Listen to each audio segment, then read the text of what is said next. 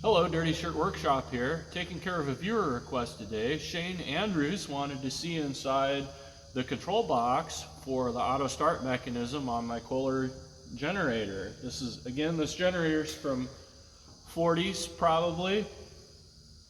And the way it's set up, you have your line power coming out, but it's actually sending 24 volts DC out to your appliances, and when you turn something on, that actually triggers all of this gear to start the machine. So as long as the switch is off, it doesn't run. You flip the switch on, it'll start the machine, it'll make power, send power out to your appliance, it kicks on after the machine gets up to speed, and then when you turn the switch on the appliance off, the generator will shut down. So I'll bring you in here for a close-up so you can see all the relays and things working in here. And then we'll probably go to the whiteboard and I'll see if I can diagram out actually how the start procedure works and why each thing does what it does.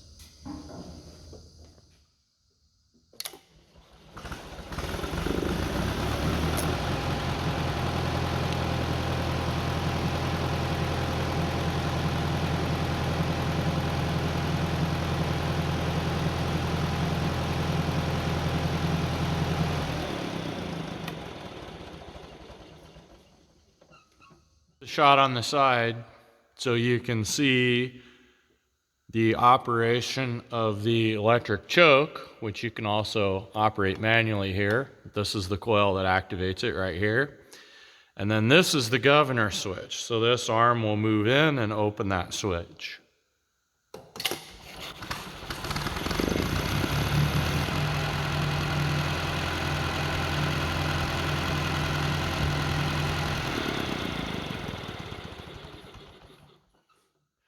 Welcome to the whiteboard. This is a little bit crazy to keep track of. I made myself a piece of paper to track all the states of this machine. That's available down in the description if you want it. And this is a partial schematic, just to be clear. I do not have all the connections represented here, right? You can see here like battery charge and it doesn't go anywhere. I'm trying to represent the contacts on the relays, like this one here, because those are connected. That's the mobile contact because it's next to the coil. These are the fixed ones. Again, this is a mobile contact and there's actually 6 points of contact on that thing. I'm only showing the 5 here because I think it only uses 5. And then again here, this is another contactor here. And that one only uses 2 points, okay? So out here, past this line, the load, this switch, this is outside the machine. This switch is provided by your appliance, your heater or your fan or whatever you're turning on, okay? So the default setup for this machine, the way it is when it's not running, let me check, I think I got everything here. Yep, the governor switch is closed. So when the machine's not running, that switch is closed. Just real quick, what that governor is, it's actually just 2 pieces of metal that kind of do this. And then there's a plunger, a little rubber plunger that's hooked to an arm on the governor. And when the machine speeds up, that arm goes this way. So eventually then it's just going to push in here and separate those so that they're not connected. That's how that governor switch works, okay? So the machine, your switch is open on your load. You have what I'm calling the run relay here on the left. So this is always energized when the machine is running. So when it's not running, like right now, the ground for the magneto is connected, so it's grounded. All right, so even if you would hand crank the machine, it won't start because all the power generated by the magneto is just grounded out and thrown away, so it won't run, okay? The center contactor here, I'm calling this the 120 volt contactor. I don't know what the right names are for these, but this one's 120 volt. And then we have the start contactor out here over on the right, and that's the same order they are in the control box. So when you're turned off, there's a selection here between 2 different coils on the run relay. It has a 24-volt relay and what I think is a 120-volt relay. It's still DC, it's not AC, it's DC, but it's choosing between those two coils, and by default, in the normally, or the de-energized, the normally closed contact here is going to the 24-volt side. So that's basically will allow your battery power to activate that. The other thing it has is a selection here for the battery to be connected to the load. So that's when it's off, the battery is connected to the load. And that's what's going to allow you to close your switch and start the machine. So let's go through that start procedure now. You turn on your switch on your heater or your fan or whatever you got over here. That allows current to flow from the battery load in through this normally closed contact on the de-energized 120-volt relay and activates the 24-volt coil and energizes the run coil. That opens the magneto ground. So now when the magneto makes power, it's going to go out to the spark plugs instead, and it's going to close the circuit to run the starting relay. So it jumps over here, goes to the governor, which is still closed, energizes the coil for the start relay, and then closes circuits for the electric choke and the cranking circuit. Okay, the cranking circuit is a separate set of coils inside the generator that are just for cranking to actually use it as a starter motor. So now the engine's starting up, it's getting up to speed, and when it hits about 850 RPM, that's when that plunger is going to go in and open this governor circuit. So that de-energizes this coil, the choke stops, the cranking function stops, but because the engine is now starting, you got spark, it's getting fuel, it's going to run and keep coming up to speed. Okay?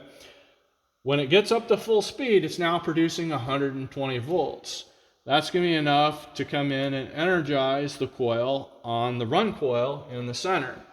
So some new things that happen here. We switch over from the 24-volt run coil to the 120-volt run coil because we still need to send power over and keep this relay in the energized position so that the magneto doesn't ground and the engine continues to run. We switch off from sending the battery out to the load to sending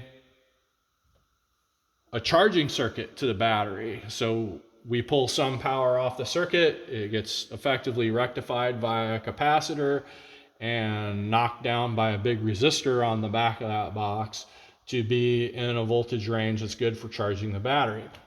We also close the circuit that sends 120 volts out to the load. So that happens, and there's an interesting thing, there's a capacitor in that circuit.